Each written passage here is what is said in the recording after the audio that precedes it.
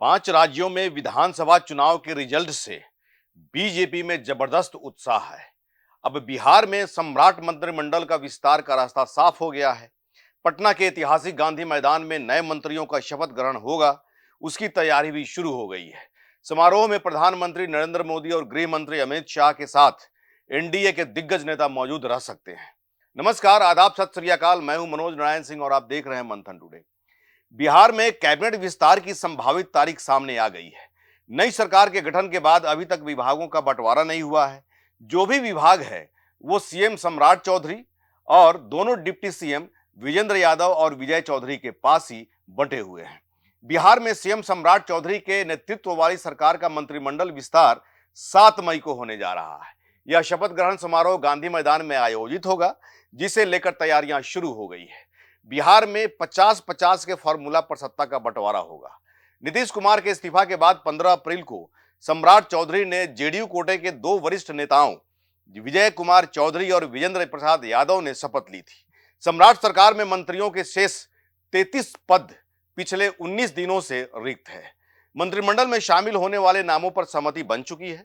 मंत्रिमंडल विस्तार में सभी सहयोगी दलों की नुमाइंदगी होगी। जनता दल यूनाइटेड के कोटे से नीतीश कुमार अपने पुराने मंत्रियों को ही फिर से मौका देंगे।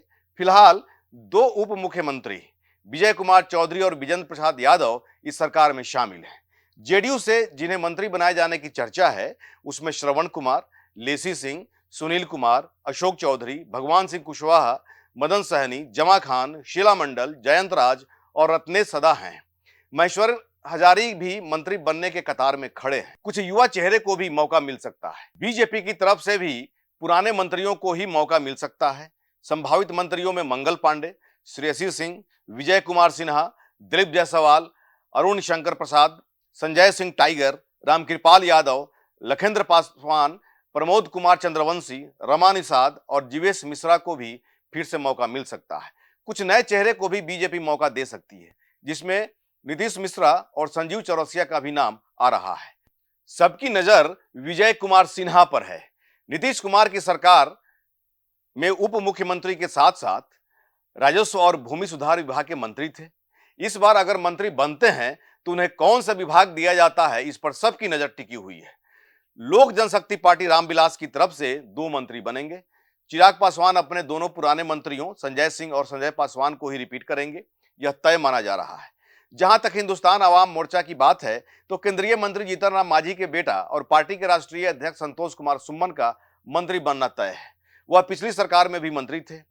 हम कोटे से एक ही मंत्री बनना है। अब बात आती है राष्ट्रीय लोक मोर्चा की।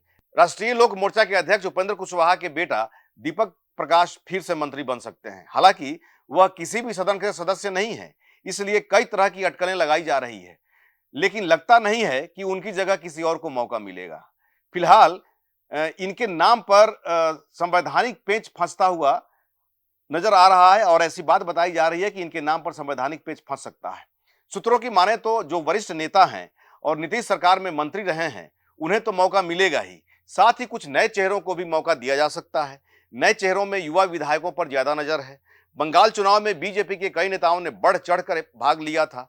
मंगल पांडे बंगाल के प्रभारी भी थे, इसलिए उन्हें महत्वपूर्ण विभाग मिलना तय है। इसके अलावे जिन लोगों ने अपनी बड़ी भूमिका निभाई है, उनमें से कुछ को बड़ी जिम्मेदारी दी जा सकती है। 15 अप्रैल को जब सम्राट चौधरी ने मुख्यमंत्री पद की शपथ ली थी, तब बंगाल चुनाव का उस पर असर दिखा था। अब बंगाल चुनाव में जीत के बाद मंत्रिमंडल विस्तार को भव्य तरीके से करने की तैयारी हो रही है, जिसमें कई राज्यों के मुख्यमंत्री भी शामिल हो सकते हैं। प्रधानमंत्री नरेंद्र मोदी की भी शपथ ग्रहण समारोह में शामिल होने की बात बताई जा रही है। ऐसे ही खबर देखने के लिए देखते रहिए मंथन टुडे। हमारे चैनल को लाइक करिए, सब्सक्राइब करिए और अधिक से अधिक लोगों तक शेयर करिए। बहुत बहुत शुक्रिया।